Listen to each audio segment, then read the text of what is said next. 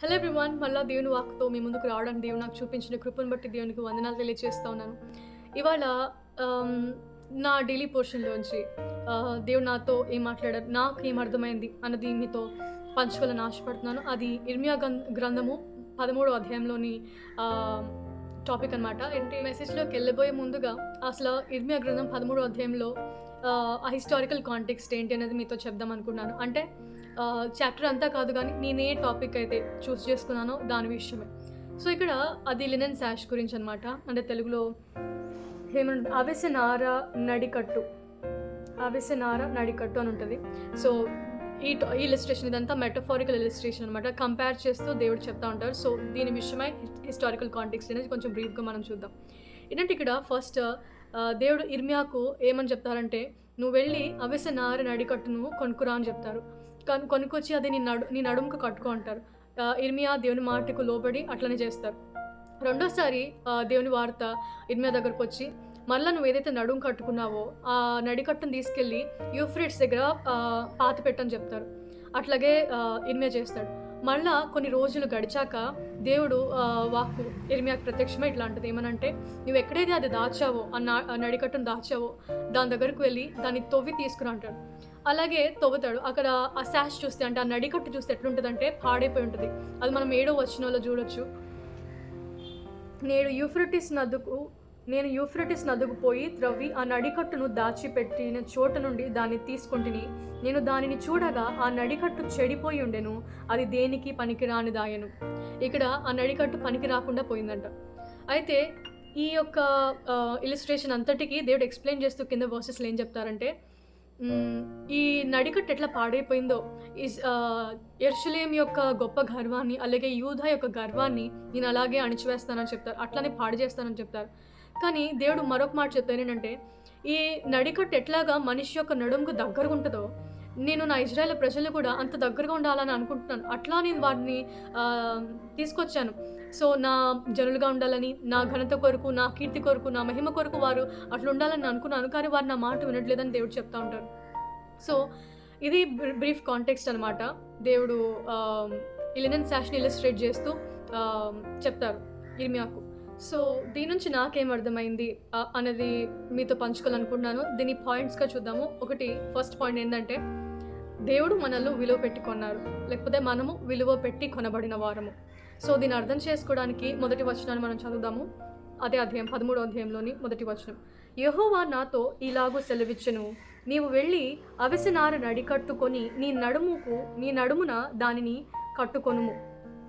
So ఇక్కడ దేనికంటే ముందుగా ఏం చెప్దాం అనుకుంటున్నానంటే, ఈ కాంటెక్స్ట్ అంతా చదివితే 13వ అధ్యాయంలోని ఈ నడికట్టు గురించి మొత్తం మనం చదివితే మనకేం అర్థమవుతుందంటే, ఈ నడికట్టుకు సాదృశ్యంగా, అంటే దాన్ని కంపేర్ చేస్తూ ఇజ్రాయెల్ ప్రజలు, యూదా ప్రజలు ఉంటారనమాట.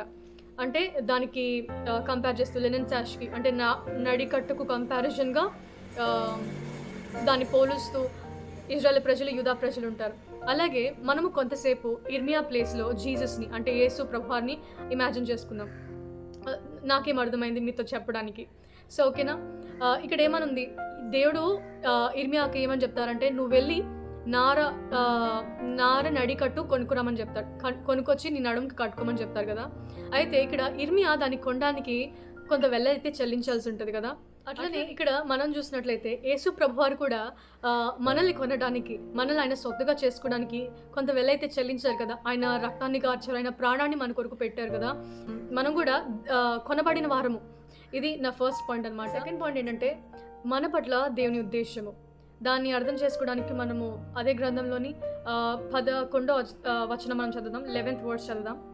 నాకు కీర్తి, స్తోత్ర, మహిమలు కలుగుటకై వారు నాకు జనముగా ఉండునట్లు నేను ఇశ్రాయేలు వంశస్థులందరినీ, యూదా వంశస్థులందరినీ నడికట్టు నరుని నడుమునకు అంటియున్న రీతిగా నన్ను అంటియుండ చేసితిని గాని వారు నా మాటలు వినకపోయి ఉన్నారని యెహోవా సెలవిచ్చుచున్నాడు. సో ఇక్కడ దేవుడు తన ఉద్దేశాన్ని వ్యక్తపరుస్తూ ఉన్నాడు. తన బిడ్డల పట్ల ఆయన ఉద్దేశం ఏంటో కనపరుస్తూ ఉన్నారు కదా. ఇక్కడ ఏమంటున్నారు, మనిషి యొక్క నడుముకు ఆ నడికట్టు ఎట్లా సమీపంగా ఉంటుందో, అంటే అంత అంటి ఉంటుందో, నేను కూడా నా బిడ్డలను అట్లా అంటి ఉండ చేసేది అంటూ ఉన్నారు. అంటే ఇక్కడ one thing I really want to emphasize, నేను ఒకటి హైలైట్ చేద్దాం ఏమనుకుంటున్నానంటే, ఇక్కడ కాంటెక్స్ట్ అంతా ఎవరి గురించి రాయబడింది? దేవుని బిడ్డల గురించి రాయబడింది కదా. అంటే దేవుని ఎరిగిన వారి గురించి, ఇజ్రాయేలు మరియు యూదా ప్రజల గురించి రాయబడింది, కానీ అన్య జనుల కొరకైతే రాయబడలేదు. లైక్ పెరిజీవులు, హిత్తీలు, రకరకాల వాళ్ళు ఉన్నారు కదా, వాళ్ళ కొరకైతే రాయబడలేదు. కానీ ఇజ్రాయేలు యూదా ప్రజలని స్పష్టంగా రాయబడింది. అంటే వారు దేవుని ప్రజలు, దేవుని గురించి అనుభవ జ్ఞానం కలిగిన వారు, దేవుడు అంటే ఎవరో తెలిసిన వారు, ఆయన ఆజ్ఞలు గైకొన్నవారు, వాళ్ళ యాన్సిస్టర్స్ జీవితంలో అంటే వారి యొక్క పితల యొక్క జీవితాల్లో దేవుడు ఎటువంటి మహా గొప్ప కార్యాలు చేశారు, ఎటువంటి బంధకాల నుంచి విడిపించాలని జ్ఞానం కలిగిన వారే కదా. అంటే దేవుని గురించి ఎరిగిన వారు. This is what I want to emphasize. So ఇక్కడ దేవుడు ఏమంటా ఉన్నాడు, నార నడికట్టు మనిషి నడుముకి ఎంత అంటి ఉంటుందో నేను కూడా నా బిడ్డలను అట్లా అంటి ఉండ చేశాను, కానీ వారు నా మాట వినకపోయారు. ఎందుకు అంటి ఉండ చేశారంటే ఆయన బిడ్డలు అవ్వడానికి, ఆయన ఘనత కొరకు, కీర్తి కొరకు, మహిమ కొరకు. ఇక్కడ వన్ థింగ్, మన ప్రైమరీ పర్పస్ ఏంటంటే ఈ భూమి మీద మనల్ని దేవుడు ఎందుకు సృజించారంటే అల్టిమేట్గా ఆయన మహిమ నిమిత్తము. వాక్యం ఇలా అంటుంది కదా, మీరు ఏమి చేసినను, తినను, తాగినను, ఏం చేసినాను కూడా దేవుని మహిమ నిమిత్తము చేయమని అంటుంది కదా. అంటే మనం ఏం చేసినా కూడా దేవుని మహిమ నిమిత్తం. అంటే even if the least things, మనం చేసే చిన్న పనులే దేవుని మహిమ నిమిత్తం చేయాలంటే మన బ్రతుకే, మనం బ్రతికింది, మనం పుట్టిందే, మన దేవుడు మనం పుట్టించిందే దేవుని మహిమ కొరకు కదా. సో ఇక్కడ నేను ఇక్కడ అంటి ఉండ చేసి తిని, అంటే అంటి ఉన్న రీతిగా అని ఉంది కదా ఈ వర్స్లో. నడికట్టు నడుమునకు అంటి ఉన్న రీతిగా నన్ను అంటి ఉండ చేసి తిని. ఇక్కడ నాకు ఇంగ్లీష్ బైబిల్ ఏమని ఉంటుంది అంటే క్లింగ్ టు అని ఉంటుంది. నాకు అది ఆ ఫ్రేజ్ అలా ఉంటుంది అనమాట. అది చదవగానే నాకు జ్ఞాపకం వచ్చింది, 2 అంశాలు నాకు జ్ఞాపకం వచ్చాయి. ఏంటంటే ఒకటి, Ruth clung to her mother in law అని ఉంటుంది. అంటే తెలుగులో రూతు తన అత్తగారిని హత్తుకున్నట్లు కదా. రెండవది ఏంటంటే జాన్ 15లో, అంటే యోహాన్ సువార్త 15వ అధ్యాయంలో దేవుడు నేను ద్రాక్షావళిని, మీరు తీగలు, మీరు నాలో నిలిచి ఉంటే కానీ మీరు ఫలించరు అని చెప్పి దేవుడు జీసస్ చెప్తారు కదా. అది ఆ 2 నాకు జ్ఞాపకం వచ్చాయి. సో దీన్ని అర్థం చేసుకోవడానికి మనం డీటెయిల్గా చూద్దాము. ఫస్ట్ వన్, రూత్ జీవితం గురించి బాగా తెలుసు కదా, చాలాసార్లు విన్నాము, చదివాము, స్కిట్స్లో చూసాము. So we are so familiar with the life story of Ruth. ఆ యొక్క గ్రంథంలో ఓర్పా గురించి ఏమని ఉంటుందంటే, ఓర్పా తన అత్తగారిని ముద్దు పెట్టుకుని వెనక్కి వెళ్ళిపోయిందంట, తన స్వదేశానికి వెళ్ళిపోయిందంట. కానీ రూతు హత్తుకుందంట. రూతు హత్తుకోవడాన్ని బట్టి ఏం జరిగిందంటే, బైబిల్ ఇలా అంటది ఒక మాట ఏంటంటే, నీ జనులే నా జనులు, నీ దేవుడే నా దేవుడు అని నయమిత అంటదంట. అంటే ఇక్కడ రూతు తన అత్తని హత్తుకోవడాన్ని బట్టి it also led her to క్లింగ్ to the living God. అంటే తన యొక్క దేవుణ్ణి కూడా హత్తుకుంది. అంటే జీవమగిలిన దేవుణ్ణి రూతు హత్తుకుంది. అది తనకి ఆశ్రదకారకంగా మారింది. తన సమీప బంధువుడైన బోజ్ని పెళ్లి చేసుకోవడాన్ని బట్టి ఆ వంశావళిలో నుంచే యేసు ప్రభువారు రావడాన్ని మనం చూస్తాం. ఇది తన అత్తని హత్తుకోవడాన్ని బట్టి, అంటే డైరెక్ట్గా దేవుణ్ణి, జీవం గల దేవుణ్ణి, నిజ దేవుణ్ణి, సృష్టికర్తను హత్తుకోవడాన్ని బట్టి తన జీవితం ధన్యకరంగా మారింది. అది కాస్త దేవునికి మహిమ తీసుకొచ్చింది కదా. రూతు తన అత్తగారిని హత్తుకోవడాన్ని బట్టి, అంటే జీవం కలిగిన దేవుని హత్తుకోవడాన్ని బట్టి దేవునికి మహిమ కలిగింది. ఇక్కడ 13వ అధ్యాయంలో ఈ వచనం కూడా ఎట్లానే అంటది కదా, 11వ వచనము, నాకు కీర్తి స్తోత్ర మహిమలు కలుగుటకై వారు నాకు జనముగా ఉండునట్లు నేను ఇజ్రాయేలు వంశస్థులందరినీ, యూదా వంశస్థులందరినీ నడికట్టు నరుని నడుమునకు అంటి ఉన్న రీతిగా నన్ను అంటి ఉండ చేసి తిని. ఇది నడుము అనుకోండి, ఇది నడికట్టు అనుకోండి, దీన్ని ఇట్లా అంటుకొని ఉన్నట్టుగా దేవుడు మనల్ని కూడా ఆయన దగ్గరగా ఉండాలని, అంత దగ్గరగా, అంటే అంత ఇంటిమసీ కావాలని దేవుడు మనల్ని కోరుకుంటున్నారు. ఇట్లా ఉండడాన్ని బట్టి దేవునికి కీర్తి మహిమ ప్రభావాలు కలుగుతాయంట. సో అట్లనే జరిగింది కదా రూతు జీవితంలో కూడా. తను దేవుని హత్తుకోవడాన్ని బట్టి ఆ లినియేజ్లో నుంచి జీసస్ క్రైస్ట్ పుట్టడం, అలాగే అది ఆయనకు మహిమకరంగా, అలాగే రూతు జీవితానికి, నయమి జీవితానికి ఒక ఆశ్చర్యకారకంగా ఉంది కదా. రూతు హత్తుకోవడాన్ని బట్టి దేవునికి మహిమ కలిగింది. రెండో అంశం నాకు జ్ఞాపకం వచ్చింది 15వ అధ్యాయము యోహాను సువార్తలో ఉంది. సో అది ఏమని చెప్తారంటే, అక్కడ జీసస్ తాను ఏమని క్లెయిమ్ చేసుకుంటారంటే, I'm the vine and you're the branches అంటారు. అంటే నేను ద్రాక్షావళిని, మీరు తీగలు అంటారు. మనము అది కూడా చూద్దాము. యోహాను సువార్త 15వ అధ్యాయం 1వ వచనం 5వ వచనం చూద్దాము. నేను నిజమైన ద్రాక్షవల్లిని. అండ్ 5వ వచనము, ద్రాక్షవల్లిని నేను, తీగలు మీరు. ఎవడు నా యందు నిలిచి ఉండునో, నేను ఎవని యందు నిలిచి ఉండునో వాడు బహుగా ఫలించును. నాకు వేరుగా ఉండి మీరేమీ చేయలేరు. హల్లెలూయా. ఇక్కడ హత్తుకొనడానికి, నిలిచి ఉండడానికి డిఫరెంట్ మీనింగ్స్ ఉన్నాయి అనమాట. అంటే ఎగ్జాక్ట్ మీనింగ్ కదా. హత్తుకుని ఉండడం అంటే ఇట్లా ఉండడము కదా, టు క్లచ్ అంటే ఇట్లా హత్తుకుని ఉండటము. కానీ నిలిచి ఉండడం అనేది వేరు. నిలిచి ఉండడం అంటే ఏంటంటే, జీసస్ ఏమని క్లెయిమ్ చేశారు, నేను ద్రాక్షవల్లిని, మీరు తీగలన్నారు. Let's imagine this picture of vine and the branches. ఇది వైన్ అనుకోండి, లేదంటే ఇది వైన్ అనుకోండి, ఇది బ్రాంచెస్ అనుకోండి. ఈ వైన్కి అంటుకట్టుబడి ఉంటాయి కదా ఈ బ్రాంచెస్ కూడా. అంటే ఫిజికల్ క్లోజ్నెస్ మనం చూస్తాం. దీనికి వేరుగా ఉండదు, బ్రాంచెస్ దీనికి వేరుగా ఏమి ఉండవు కదా, దీనికి దగ్గరగానే ఉంటాయి కదా. There is this physical closeness and attachment, the intimacy. So ఇందులోని శాప్ అంతా, ఇందులోని సారం అంతా కూడా ఈ బ్రాంచెస్లోకి వెళ్ళడాన్ని బట్టి ఈ బ్రాంచెస్ ఫలిస్తాయి కదా, ఇట్ విల్ బేర్ ఫ్రూట్ కదా. అట్లనే ఇక్కడ దేవుడు నాలో నిలిచి ఉండండి అంటే దాని అర్థం ఏంటంటే there is this physical closeness. ఇక్కడ కూడా హత్తుకుని ఉండడం అంటే ఎగ్జాక్ట్ మీనింగ్ రాకపోయినా I'm speaking about the physical closeness that is here. Okay, when he's claiming himself that I'm the wine in the branches అని. సో ఇక్కడ దేవుడు ఇలా నిలిచి ఉండడాన్ని బట్టి మీరు ఫలిస్తారు. నా ఎందుకు నిలిచి ఉండడాన్ని బట్టి మీరు ఫలిస్తారంటే ఎందుకు వచ్చిన కూడా ఇలా అంటుంది ఏంటంటే, మీరు బహుగా ఫలించుట వలన నా తండ్రి మహిమపరచబడును. హల్లెలూయా. ఇక్కడ నిలిచి ఉండడాన్ని బట్టి అంటే ఆయనకు దగ్గరగా ఉండడాన్ని బట్టి, ఆయనకి అంటికట్టి ఉండడాన్ని బట్టి మనం ఫలిస్తామంట. అది తండ్రికి మహిమ తీసుకొస్తుందంట. అదే కదా 11th verse కూడా ఉంది జెర్మయాలో. ఏమనంటే నడికట్టు నడుముకు ఎంత సమీపంగా అంటి ఉందో అట్లనే అంటి ఉండడాన్ని బట్టి నాకు జనులుగా, నాకు మహిమ తెచ్చేవారిగా మీరు ఉండాలని అనుకుంటున్నాను, కానీ మీరు ఉండట్లేదు. ఇక్కడ జీసస్ కూడా అదే చెప్తున్నారు. మీరు అంటిండడాన్ని బట్టి మీరు ఫ్రూట్స్ అంటే యూ విల్ బేర్ ఫ్రూట్, అంటే మీరు ఫలిస్తారు. దాన్ని బట్టి పరలోకమందున నా తండ్రి మహిమపరచబడతారు అన్నాడు. అంటే ఇక్కడ నిలిచి ఉండడాన్ని బట్టి కూడా దేవుడు మహిమపరచబడతా ఉన్నాడు. దిస్ ఈస్ వాట్ ఈ రెండు నాకు జ్ఞాపకం వచ్చాయి అనమాట. అంటే అంటికట్టి ఉండడాన్ని బట్టి మనము దేవునికి మహిమకరంగా ఉంటామా అంటే ఎస్, ఫర్ షూర్. ఆయనకి దగ్గరగా ఉండడం అంటే ఏంటంటే ఆయన ఆజ్ఞలు గైకుంటాము, ఆయనకు అంగీకారయోగ్యంగా బ్రతకడము, ఆయన చెప్పిన మాటలు వింటాము కదా. ఇది నా రెండో అంశం. అంటే ఆయనకి సమీపంగా ఉండడాన్ని బట్టి, ఆయనకు దగ్గరగా ఉండడాన్ని బట్టి, అంటి ఉండడాన్ని బట్టి మనము ఫలించేవారుగా, ఆయనకు మహిమను, కీర్తిని, ప్రభావమును, ఘనతను తెచ్చేవారుగా ఉంటామంట. సో ఇది మన పట్ల దేవుని యొక్క ఉద్దేశము.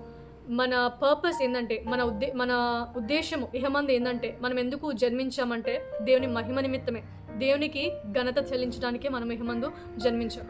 థర్డ్ పాయింట్ ఏంటంటే దేవునిపై తిరుగుబాటు. ఈ వర్స్ చూద్దాం మనము, వర్సెస్ 7, 9 and 10. నేను యూఫ్రటిస్ నొద్దకు పోయి త్రవ్వి ఆ నడికట్టును దాచి పెట్టిన చోట నుండి దాన్ని తీసుకొంటిని.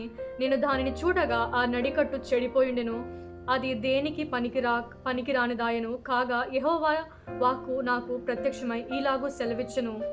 యెహోవా ఈ మాట సెలవిచ్చుచున్నాడు, ఈ విధముగానే యూదావారి గర్వమును, యెరూషలేము నివాసుల మహాగర్వమును నేను భంగపరచెదను. అన్య దేవతలను పూజించుచు వాటికి నమస్కారము చేయుదమని వాటిని అనుసరించుచు నా మాటలు విననొల్లక తమ హృదయ కాఠిన్యము చొప్పున నడుచుకొనుటకు ఈ ప్రజలు దేనికిని పనికిరాని ఈ నడికట్టు వలె అగుదురు. So this is what God is saying. ఇలా చెప్తా ఉన్నారు. ఏంటంటే ఈ మాటలు బట్టి మనం అర్థం చేసుకోవచ్చు దేవుడు ఎంత బాధపడుతూ ఉన్నారు కదా. వారి యొక్క బిహేవియర్, ఇజ్రాయేలు మరియు యూదా ప్రజల యొక్క బిహేవియర్ ఎట్లుందో మనం అర్థం చేసుకోవచ్చు. ఆ నడికట్టు ఎట్లయితే పాడైపోయిందో, పనికిరాని దానిగా, దేనికి పనికిరాని దానిగా అయిపోయిందో, అట్లా వారి గర్వము, వారి మహాగర్వమును నేను నాశనం చేస్తామని దేవుడు చెప్తా ఉన్నాడు. సో ఇక్కడ మనం అర్థం చేసుకోవచ్చు ఏంటంటే, because of the evil behaviour వారు దేవుని మాట వినలేదంట. అలాగే వారు అన్య సంబంధమైన దేవతలను పూజించారంట, ఆరాధించారంట. అలాగే వారి యొక్క సొంత కౌన్సిల్ని వారు పొందుకున్నారు, అంటే సొంత ఆలోచనలకు పోయారంట. ఇదంతా మనము గమనించినట్లయితే ఇక్కడ బిడ్డలు ఎవరు? దేవుని బిడ్డలే కదా, అంటే అన్యజనులు అయితే కాదు. ఆల్రెడీ దేవుని ఎరిగిన వారు, ఆయన కట్టడలను ఎరిగిన వారు. సో వీళ్ళందరూ విమోచించబడిన వారే కదా దేవుని చేత. దేవుని బలిష్టమైన చేతితో ఆ యొక్క ఎర్ర సముద్రాన్ని పాయలు చేసి దేవుడు ఆ యొక్క స్లేవరీ నుంచి, ఆ బానిసత్వం నుంచి ఎట్లా విడిపించారు వారి పితరులను ఎరిగిన వారే కదా. అంటే ఇవన్నీ మర్చిపోయి ఆయన నిజ దేవుడు అని మర్చిపోయి వీళ్ళు ఏం చేస్తూ ఉన్నారంటే అన్య సంబంధమైన దేవతలకు వారు పూజ చేస్తూ ఉన్నారంట. ఎవరు దేవుడు కాదో వారిని ఆరాధిస్తూ ఉన్నారంట. అలాగే వారి యొక్క ఈవిల్ హార్ట్స్ని, అంటే వారి యొక్క సొంత ఆలోచనలు, వారి యొక్క హృదయ ఆలోచనలకు పోతున్నారంట. అలాగే దేవుని మాటలకు పెడచేయబెడుతున్నారంట. అంటే దేవుడు అంటున్నాడు ఇక్కడ, like we can see that in verse 10. ఏమనంటున్నారు? నా మాటలు విననొల్లక తమ హృదయ కాఠిన్యము చొప్పున నడుచుకొను ఈ ప్రజలు దేనికి పనికిరాని ఈ నడికట్టు వలె అగుదురు. అంటే దేవుని మాటలు ఇక్కడ వినట్లేదని దేవుడు చెప్తా ఉన్నారు. దేవుని మాటలు వినట్లేదంటే దేవుడు ఆయన ప్రవక్తల ద్వారా, ఇర్మియా ద్వారా మాట్లాడుతున్నారు. అయినప్పటికీ వారు వినట్లేదంట. వారి హృదయ కాఠిన్యము చెప్పున వారు ప్రవర్తిస్తూ ఉన్నారంట. సో ఇక్కడ వారందరూ దేవుని మహా గొప్ప శక్తిని ఎరిగిన వారే అయినప్పటికీ వారు దేవుని కోపం రేపే పనులు చేస్తూ ఉన్నారు, దేవుని మాటలు వినట్లేదు. కొన్నిసార్లు మనం కూడా ఇట్లనే ఉంటాం కదా.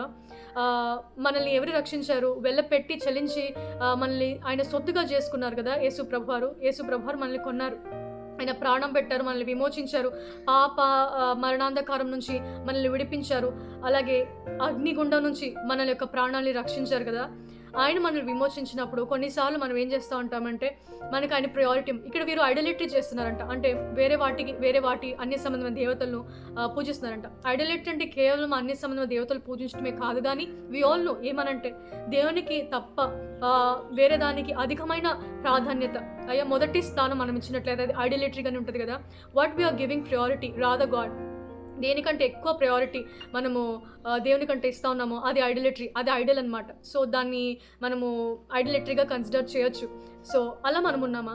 వాళ్ళు అంటున్నారు వారి కౌన్సిల్ చప్పున వారు వెళ్తూ ఉన్నారంట, వారి హృదయ కాఠిన్యము చప్పున వెళ్తున్నారంట, దేవుని మాటలు వినట్లేదంట. మనం కూడా మన కౌన్సిల్ తీసుకుంటాం, లేదంటే దేవుని చిత్తము కాని మాటలు మనం విని వారి దగ్గర నుంచి కౌన్సిల్ తీసుకోవడం జరుగుతూ ఉంటుంది. అల్టిమేట్గా దేవుడు వారిని ఏమంటా ఉన్నారు, వారి దేవుని మాట వినకపోవడాన్ని బట్టి వారి యొక్క మహాగర్వమును అలాగే గర్వమును భంగపరచదని అంటా ఉన్నారు కదా. అట్లనే కొన్నిసార్లు మనం ప్రతి విషయంలో దేవుని ఇన్వాల్వ్ చేయక, ఆయనకి ప్రయారిటీ ఇవ్వకుండా ఐడోలిట్రీ చేస్తూ, అంటే విగ్రహారాధన చేస్తూ, విగ్రహారాధన అంటే మనం చెప్పాం కదా, దేవునికి సమయం ఇవ్వకుండా లోక సంబంధమైన వాటికి మొదటి ప్రాధాన్యత ఇస్తూ, అలాగే కౌన్సిల్ వేరే వాటి నుంచి పొందుకుంటూ, అట్లా ఇదంతా అల్టిమేట్గా మన డౌన్ఫాల్కి, అంటే మన గర్వాన్ని అణచడానికి తీసుకుంటుంది. దేవుడు గర్వాన్ని అణుస్తారు. ఇక్కడ వారిని నాశనం చేస్తాను అనలేదు, కానీ వారి యొక్క గర్వాన్ని భంగపరుస్తాను అంటూ ఉన్నారు. మనం చూడొచ్చు, నెబుకద్నెజర్ ఎగ్జాంపుల్గా అనుకున్నారు కదా. నెబుకద్నెజర్ ఏమనుకున్నాడు, ఇది నా యొక్క మైట్ని బట్టే, నా యొక్క స్ట్రెంగ్త్ని బట్టే నేను ఇదంతా చేసుకున్నాను, ఇది నా పవర్ని బట్టి జరిగిందని ఎగ్జాల్ట్ చేసుకుంటాడు, తాను హెచ్చించుకుంటాడు కదా. అప్పుడు ఏం జరుగుతుంది, దేవుడు తనకున్న రీజన్ని తొలగించేస్తారు, అంటే తెలివిని తొలగించేస్తారు. ఒక పశువులాగా గడ్డి మేయడం మనం చూస్తాం. తర్వాత కొన్ని దినాలకు తనకి రీజన్ వచ్చాక, దేవుడు తనకి రీజన్ ఇచ్చాక, అంటే తెలివినిచ్చాక, అప్పుడు ఏమని చెప్తాడు, నిజాన్ని కనుగొని ఈయన తప్ప మరొక దేవుడు లేడు. ఆయన అన్య సంబంధమైన వ్యక్తి కదా, he don't know who God is, but he will be instructed by Daniel కదా. సో అన్య సంబంధమైన వ్యక్తి దేవుని యొక్క మహా గొప్ప బలాన్ని ఎరిగి ఈయన తప్ప మరొక దేవుడు లేడు, ఈయనే ఎగ్జాల్ట్ చేయగలడు, అలాగే ఈయనే మనల్ని అణచగలడు. He is the one who exalts, he is the one who humbles us అని ఆయన గ్రహించి ఈయన తప్ప మరొక దేవుడు లేడని చెప్తా ఉంటాడు, సాక్ష్యం ఇస్తాడు కదా దేవుని గురించి, ఆయనే సజీవమైన దేవుడు, నిజ దేవుడు అని చెప్పి. అట్లానే తన గర్వం అక్కడేంటి అణచబడింది, అలాగే తనకి నిజమేంటో తెలిసింది. అలాగే ఇక్కడ కూడా దేవుడు అంటా ఉన్నాడు, నేను వారి యొక్క గర్వాన్ని అనుస్తానంటున్నాడు, భంగపరుస్తానంటున్నాడు. మనం కూడా మన జీవితాల్లో అలా మనల్ని మనం ఎగ్జాల్ట్ చేసుకున్నా, దేవుడిని ఎందులో ఇన్వాల్వ్ చేయకపోయినా, మనం చేసేసుకుందాం, మన కౌన్సిల్ ప్రకారం వెళ్ళిపోదాం అనుకున్నా, మనం మన డౌన్ఫాల్ని చూస్తాం. అంటే అది ఆ యొక్క మనం ఏదైతే పని చేపట్టే ముందులో ఫెయిలియరే చేస్తాం కదా, ఫర్ షూర్ కదా. సో దేవుడు అంటా ఉన్నాడు, నా జనులు నన్ను ఇన్వాల్వ్ చేయట్లేదు, నా యొక్క మాటలు వినట్లేదు, అలాగే అన్య సంబంధ వాటిని ఆరాధిస్తూ ఉన్నారు అంటున్నారు. So this is a displeasing thing. మనం అట్లనే ఉన్నామా? దేవునిపై తిరుగుబాటు చేసేవారు, మనల్ని మనం పరీక్షించుకునేవారుగా మనం ఉండాలి. We have to examine our cells. మనం అలా తిరుగుబాటు చేసేవారం ఉన్నామా అని. This is a kind of instruction. ఇది ఒక ఇన్స్ట్రక్షన్ లాగా దేవుడు మనకు చెప్తా ఉన్నారు.